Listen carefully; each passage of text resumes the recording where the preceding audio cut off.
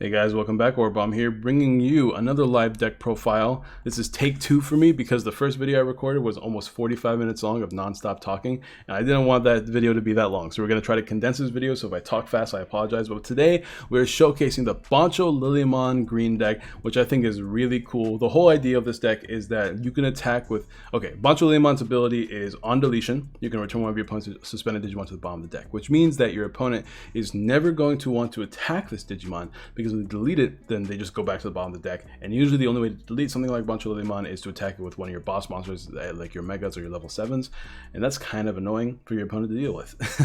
And also, this is an on deletion effect, not a win attacked and destroyed, not a win DP reduction and destroyed. Any way to delete this card, whether it's DP deletion that Lord Nightmon does, whether it's attacking over it using while you're unsuspended using the likes of Shoutmon, whether it's removal cards, as long as your opponent has a suspended Digimon, you put it at the bottom of the deck. And usually when your opponent plays something expensive like a Gaia Force, which is seeing a lot less play, might I mention, but if your opponent does play a Gaia Force to attack with their Bancholillymon, they're not going to attack with any of the Digimon, because they know if they attack with a Digimon, it's just going to go back to the bottom of the deck anyways. So it adds this weird pressure to your opponent, because they have to play around this card, which is great for you because, one, that means your level 5 Digimon can attack, which is why we play the likes of Dino-Beamon. Piercing and jamming is really, really good, giving you the ability to attack over Digimon and take a security check and have jamming so you won't be deleted. So you attack with Dino-Beamon and then immediately evolve over it to a Bancholillymon. Excuse me, I'm running out of breath here trying to talk really fast. Immediately evolve into a Bancholillymon, and that Bancholillymon will not be destroyed because your opponent's not going to want to destroy it, which is really good. And then because you have a Mega that stayed on board pretty safely, you can immediately evolve this thing into a Rafflesiamon or a Chaosmon. So it becomes a conduit to something even better. Rafflesiamon's ability to stun your opponent with its Digiburst. You can use Digiburst to gain 2,000 power, which means you can attack security really nicely. And once per turn, when you use Digiburst, one of your opponent's Digimon cannot block or attack, which means you are stunning your opponent, which is like the best thing you can do outside of remove the Digimon off the board. So that's really cool. That's super duper cool for you, meaning that you can stall for time. And stunning in this format is super strong. Think about all the cards that are good in this format. You have the likes of Shoutmon, being able to take multiple security in one turn, attacking multiple times using things like Advance. But if you stun them, they can't attack at all. Amazing. And that deck is all about focusing on building up one big chain, which is really cool. And then you have the likes of Lord Nightmon. What do you do with Lord Nightmon? Well, you attack with Lord Nightmon to get off its effect to summon more guys on the board to reduce DP and control the board and whatnot. But if they can't attack without Lord Nightmon, boom, you can stun the level 5s or the level 4s that can evolve into Lord Nightmon with relative ease and control the board that way. I'm talking really fast. I'm gonna try to slow down, guys. I apologize. So Rafflesiamon is good, and then of course you have that run. You have Chaosmon. That is just another removal option. You evolve into it, remove something threatening on the board because you can attack over it most of the time, and that's really, really handy. And that is the focus of the deck. We'll talk about all the cards individually and the other option cards that we have in the future, but let's start with the level 2s. Of course, we have MTOArtOffical. This is probably the best one because you can gain power to attack over Digimon. We do attack over Digimon a lot in this deck to control the board because we have access to the likes of Lilymon. So rest Digimon, attack over them, and then boom, bam, shablam, we're good to go. This is also good because we can make this guy strong enough to attack like powerful Lord Nightmons or attack over, what's it called, the Omnimon and stuff like that, level 7s. So having a power booster is really good. Argomon's just there to gain us memory. No other level 5s come into, no other level 2s come to mind because they're mostly dealing with Digiburst or power boost under certain circumstances that are not very practical for us. So no other level 2s are interesting to me. Obviously, if you like the memory gain more, you can play Argomon. I think the power is super important in green, so I'm playing the MTOArtOffical. I'm playing vanillas because vanillas you can hard play, rest them for download in the likes of Argomon down here or HPD down here. So rookies are good. You can also power them up using the Rafflesiamon's Digiburst. If you evolve this over level 6, you should have six evolution sources, which will then give you 3 ways to power up, which means you can gain, was it 6,000 power, making these guys 9,000 power, which is really strong. And then you can attack security, and boom, bam, shablam, you're good. We play the Agumon and the Palmon at a full 8 count because we want that power. That power is super important. 1000 power generally is just nice for attacking security a little bit safer. Palmon attacking Digimon, giving you 2000 more power, is kind of crazy. It's really, really, really good. This with a Minomon means you're 4,000 points stronger already if you attack into a Omnimon, which means that if you're a Bancholillymon, you now have 15,000. If you have any of these two guys, and you're attacking into a rested Digimon, that means you have 16,000 power, which means you'll be able to attack over every Digimon in the game, except for like if Black has power boost, which is its own thing, right? So that's really good, which is why, by the way, we're playing these level 4s. Now, level 4s are different. We can talk about the different options in level 4s. I guess we'll talk about it last, but there's only one other Digimon I want to try, which is Sunflowermon, being another Digiburst guy, and being able to stop your opponent from unsuspending the following turn, which is really nice. But the 1 cost Evo is super useful for what we're trying to go for in this deck, and these guys will be power boosters and this guy's a blocker, so we're playing this. Oh, by the way, if you guys are interested in the stats of the deck, we have 14 level 3s, 12 level 4s, 9 level 5s, 8 level 6s, 2 level 7s, 3 options, 2 tamers, so it's a very consistent deck list as well. So there is that. Other than that, we play level 5s. We already talked about it. Argomon is just, you know, an easy way, a cheap, easy way to evolve into it so you can become a Nidhoggmon or a Rafflesiamon. Usually you're not evolving this to go into Bancholillymon, but you can, because you will be rested. It does the same thing, but you're not being as aggressive as you would be being Dino Beamon or Lilymon, which is like the main. These are probably the best cards in the deck because of what they achieve, right? This thing can just take free security all the time, as well as Pierce. Excuse me. Well, Lilymon can rest Digimon and destroy them. And because, once again, you're attacking with these guys, when you evolve into Bancholillymon, they're kind of pseudo-protected because your opponent, once again, is not going to want to deal with your Bancholillymon. So you can end your turn by evolving to Bancholillymon very often in this deck. Now, let's talk about the other megas. Here's where conversation needs to be had. Rafflesiamon versus Nidhoggmon. I'm playing a 2-2 split. I like them both.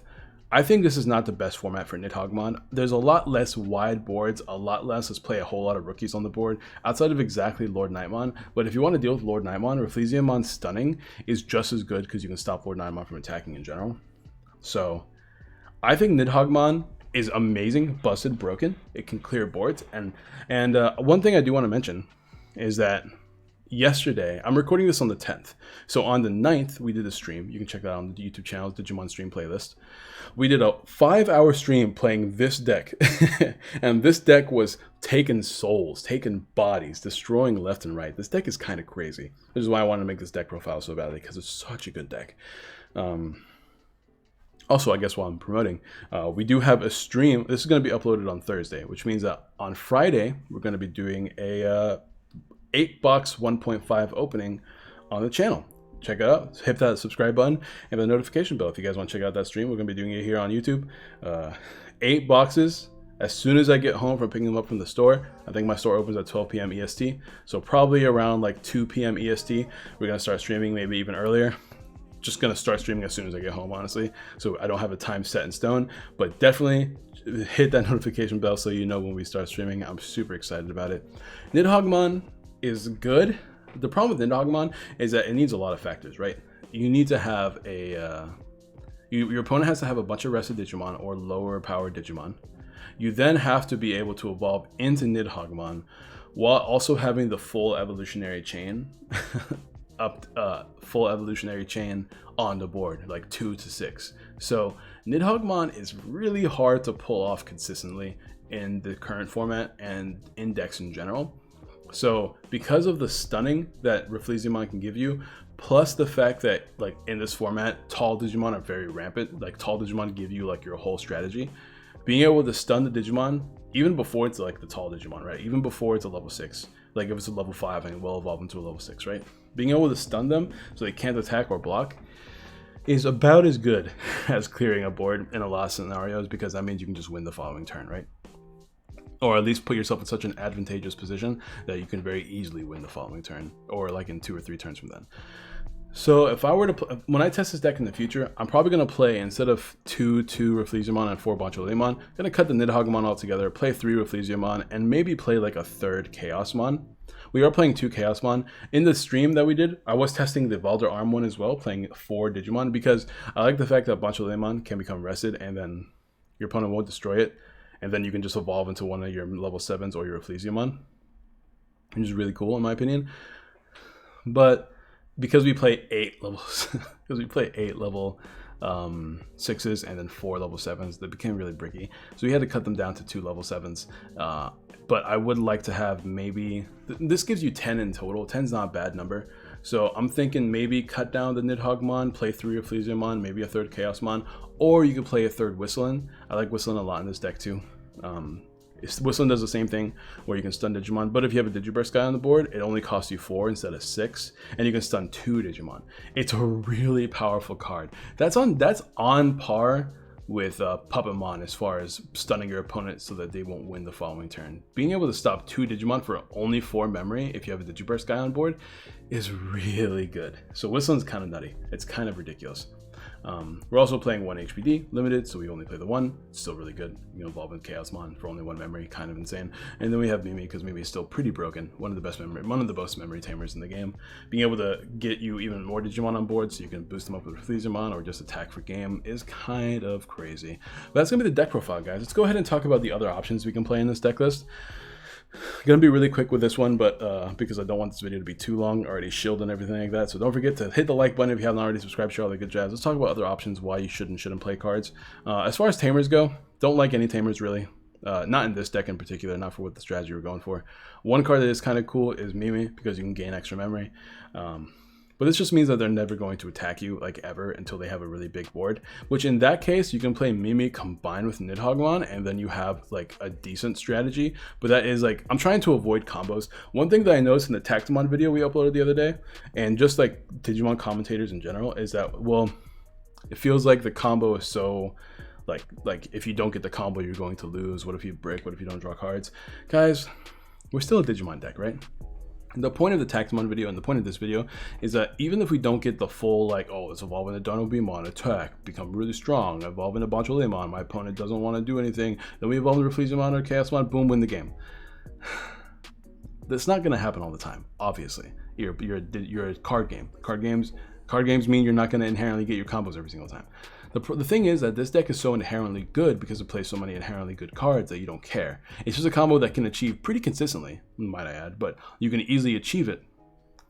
But if you don't achieve it, you can just win the game through your, you know, everyday Digimon methods, which is just attack your opponent's security and win the game like that. It's not, like, if you don't achieve your combo, well, then just play the game normally. Like, there's so many, Digimon is cool because it's really hard to brick in Digimon, right?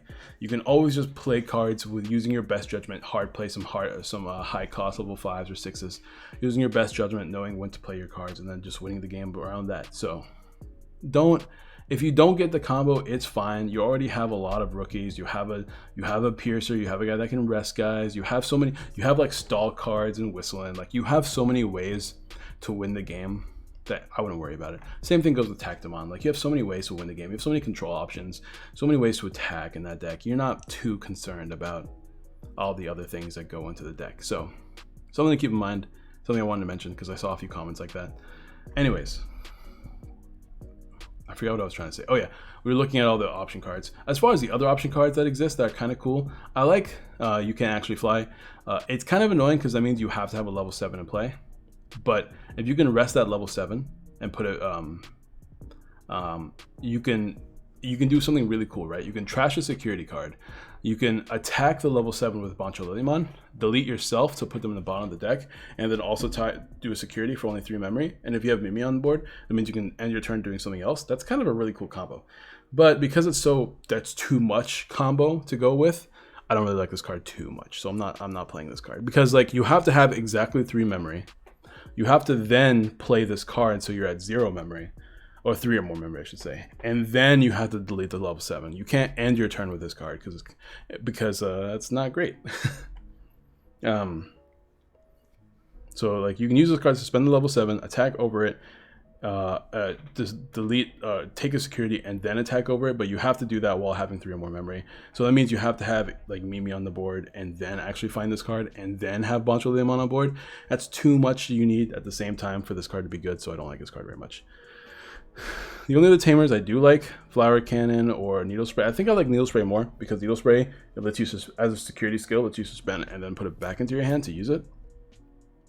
I like that more than Flower Cannon, because at least with right now in the current format, because the boards aren't as wide, being able to suspend one thing is enough to make you survive a turn, and then you can put this card back in your hand and use the card if you need to, which is really nice. Other than that, these other cards are not useful for the strategy we're going for. Other cards I do want to look at though is let's take a look at all the levels really quick. Let's take a look at actually we'll start with level 3s, level 4s, I mean, because level 3s, there's not really much to look at level 3s, so we're not going to bother. Level 4s, though, there's one card I am interested in, which is Sunflowermon and Weedmon, right? Sunflowermon, being able to stop your opponent from unsuspending is really powerful. It also gives you more Digiburst, so whistling becomes even better, because you have more Digiburst. You're more likely to have more Digiburst guys on board. The one cost Evo feels really important, but if I do want to try it, so I'm going to give that one a test in the future. Cut this Kabuterimon because we have some power boosters already over here. Maybe only play 2 or 3, probably not the whole 4 count. Something to keep in mind though. This card's not as useful. Doesn't give you enough advantage consistently to where I find it super useful. And Weedmon is another card I really like too, because we do have enough Digiburst in this deck to where I feel like Weedmon could be useful. That's another card I really want to try. Gaining that memory though never feels super necessary. I never really feel like I want to gain memory in this deck, which is why I'm not playing it at the moment. But it is an option in the future for you guys to try. Level 5s. There's not many level 5s that are even worth looking at, honestly. Like, you have some cool skills, like this one when you attack, you can rest Digimon. That's pretty nice. But, like, it's not super necessary, right? The whole reason why you want to play your level 5s is because they let you pressure your opponent a little bit. And none of these cards really pressure my opponent, like, at all. I can't think of any in here that will really pressure my opponent enough to where I feel like it's super necessary. And a lot of them are really weak too. Like, you don't want anything with 6,000 power. You want to go a little bit higher, especially if you're going to be attacking over Digimon. This is the only other card that has more than 6,000 really. It gives something piercing, but it's for 3. And it's not enough because that means you don't know if your opponents are going to have rested Digimon or not. At least this one will always let you check a security, and this one will always let you rest a Digimon. So that's why I like these guys more. Level 5s are kind of like the most boring. I can't think of any other level 5 in this deck I'd want to play in this particular strategy, like I mentioned. Level 6s though, we already talked about what I want to do with level 6s, so realistically I'm not going to play any of these, but if there's one that catches my eye, it's definitely this Rosemon, because being able to stun another Digimon on evolution is good. It gives you more stunning capabilities. Not going to play it, but if I wanted to play a whole lot of Megas and no level 7s, it would definitely be an option for me. Another card that's kind of interesting that people talk about is this Rosemon here, giving your whole board security attack. It's cool, I guess, if you want to win in one turn, but I don't really want to, like, I feel like winning in one turn is a lot harder in this deck than it seems. It's also Digiburst 3, which means you always have to have the evolutionary chain almost complete, besides level 2, I suppose. And I like what these guys offer me a lot more, honestly, because I'm just going to win the game throughout the game by, like, constantly pressuring and controlling my opponent, right?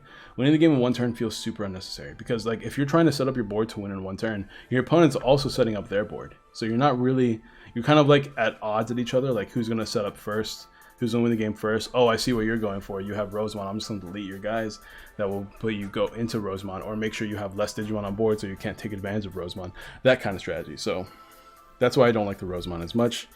We already talked about all the other cards though.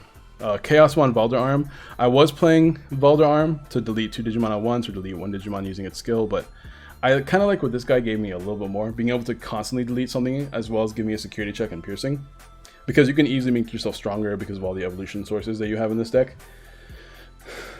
That's really nice. The Valderarm is cool, but like being able to destroy 2 Digimon, I can just use Whistling for like a cheaper evolution cost, and also stun 2 Digimon, and they can be strong Digimon like level 6s. They don't have to be weaker Digimon that only have 7,000 or less DP. So I liked Whistling a lot more. Whistling also gives me a security check that's actually really scary for my opponent. Stopping two of them from attacking, and also gaining 2 memory if you have a Digiburst on a guy, is super duper strong as a security skill. And I do want to try playing maybe even a 3rd or 4th Whistling. Like I mentioned earlier, if I want to play this deck in the future, I'm probably going to cut the Nidhogg altogether, play 3 Rafflismon, and then I have to replace it with another card, because that means I have 1 more slot open. It's either going to be a 3rd Chaosmon or a 3rd Whistling, and I'm going towards a 3rd Whistling, honestly. But that's going to be the deck profile, guys. This one's a lot shorter than the last one. So, guys, hit that like button, subscribe, share, all that good jazz. Hit that notification bell. All that is greatly appreciated. And I'll see you lovely people next time.